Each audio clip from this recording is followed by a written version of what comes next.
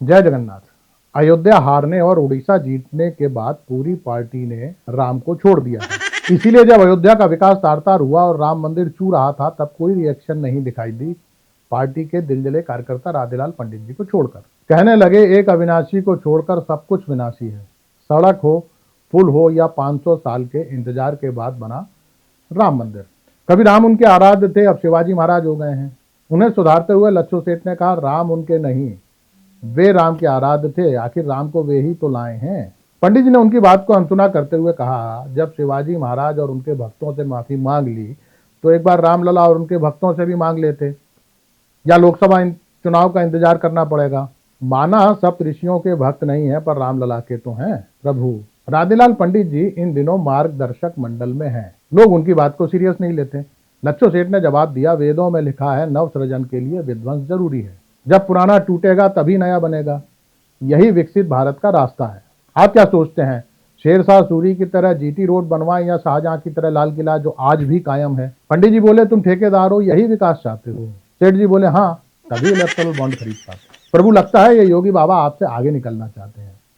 आप भले ही broadcasting bill वापस ले लिया हो, पर योगी बाबा ने यूट्यूबर पर नकेल कसी दी। बाबा के कानून से उत्साहित होकर हम लोगों ने एक यूट्यूबर की सुताई कर दी। देशद्रोह कर रहा था, उसने खबर चला दी कि लच्छू सेठ के सट्टे के फड़ पर ड्रग्स भी मिलती है। इस सच से कार्यकर्ता भड़के हुए थे। उसे कूटने से पहले दरोगा जी से पूछ लिया था। उनका कहना है, पहले पीट लो फिर बताना, यूएपीए लगा देंगे। भले आदमी हैं, पार्टी के लिए हमेशा तैयार। योगी बाबा के बड़े भक्त। जब उन्होंने सुना कटोगे तो बटोगे, रोज मंडल कार्यालय में आके नेताओं को समझाते हैं, गुटबाजी छोड़ दो। एक दिन मंडल अध्यक्ष सरदार जंडल सिंह ने उन्हें ही समझा दिया, देखो भाई, हमारा तो ठीक है, पर तुम जो ये बाबा की भक्ति करते हो वह ठीक नहीं है। साहेब खुद के अलावा किसी दूसरे की भक्ति पसंद नहीं करते। प्रभु, पिछली बैठक में प्रधान नत्था सिंह और सरदार जंडल सिंह फिर भिड़ गए। आप तो जानते ही हैं, नत्था सिंह मंडल अध्यक्ष बनना चाहते हैं। इस बार उन्होंने कल्लू कसाई को अपने साथ मिला लिया है। कल्लू को उनका ऑफर है कि वह बजरंग दल की अध्यक्षी संभाले, गौ रक्षा का काम भी देखे। प्रधान जी अध्यक्ष बने तो सत्ते का फल भी उसे ही दिला देंगे। इस समझौते के बाद कल्लू के पट्टे जमा हो गए और नारे लगाने लगे, परिवारवाद मुर्दाबाद। नया मामला यह है कि सरदार जी अपने साले को आगे बढ़ा रहे हैं, जिससे उसे नया अध्यक्ष बनाया जा सके। पिछली बार सरदार जी ने नत्था सिंह के बेटे के खिलाफ मोर्चा खोला था, इस बार उन्होंने साला साहब के खिलाफ कर दिया। जंडल सिंह का तर्क है कि साला परिवार का हिस्सा नहीं होता, इसलिए वो परिवारवाद में नहीं आता। अब 1 लाख नए लोगों को जनप्रतिनिधि बनाना है तो वे कहां से आएंगे? अपने आसपास से ही ना। अब नत्था सिंह का कहना था कि नए लोगों को ही जोड़ना था, तो फिर झारखंड के चंपई सोरेन को उनके बेटे के साथ शामिल क्यों किया? यह परिवारवाद नहीं है क्या? सरदार जी बोले, सत्ता के लिए कुछ नियमों को शिथिल करना पड़ता है। यह सुनकर भीमा कश्यप हंसने लगा। आजकल वो पार्टी के लिए कंगना रनौत बना घूम रहा है। कब कहां क्या बोल दे, कहां फंसा दे, कोई गारंटी नहीं। अध्यक्ष जी उसे कई बार मुंह बंद रखने को कह चुके हैं।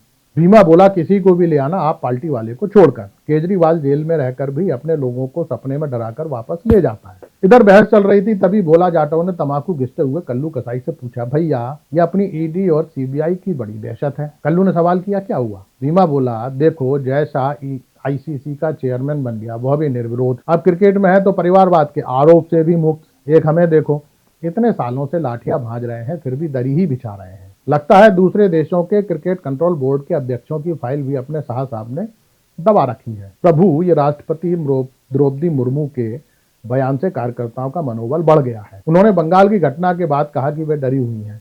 पत्रकार लंगड़ का कहना है कि जो द्रौपदी मणिपुर में महिलाओं के चीरहरण पर सोई रही, वो कोलकाता हादसे पर जाग गई। इसे देखकर लगता है कि देश सही दिशा में आगे बढ़ रहा है। खैर, कंगना रनौत की नई फिल्म इमरजेंसी के लिए अग्रिम बधाई। उनकी फिल्म की टिकट खरीदकर गांव वालों को दिखानी है या नहीं, अगले मन की बात में बता देना जी।